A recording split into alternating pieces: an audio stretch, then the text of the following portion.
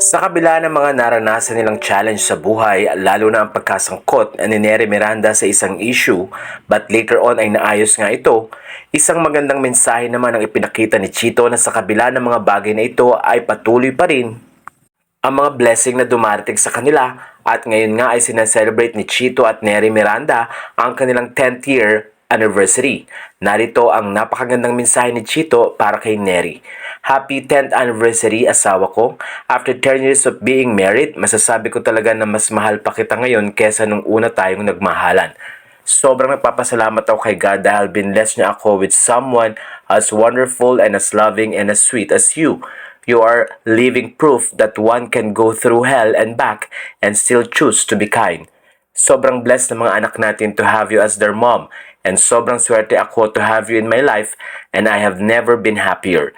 I will always take care of you, protect you, and will always love you hanggang tumanda tayo. I will always be with you through thick and thin, for better, for worse, for richer, for poorer, in sickness and in health, until death do us part. Happy anniversary, Miss Neri. I love you very much.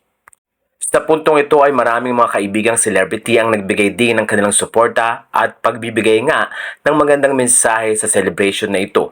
Makikita sa mensahe ni Chito Miranda na talagang susuportahan niya ang kanyang asawa kahit sa anumang pangyayari ng kanilang buhay.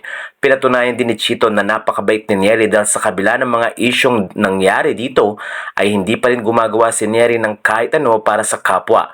Marami rin ang naniniwala kay Neri dahil kitang-kita rin nila ang pagiging genuine nito, lalo na bilang asawa, ina, at pagdating na rin sa business ay mahusay talaga si Neri. Nagkaroon lang talaga ng mga issue pero patuloy na sinuportahan ng mga fans at followers at patuloy na nagpray upang maging maayos ang kakaharaping battle ngayon ni Neri, na kung saan ay hindi siya mahihirapan dahil nandoon ang suporta ng kanyang mga kaibigan, lalo na ang suporta ng kanyang pamilya at asawang si Chito Miranda.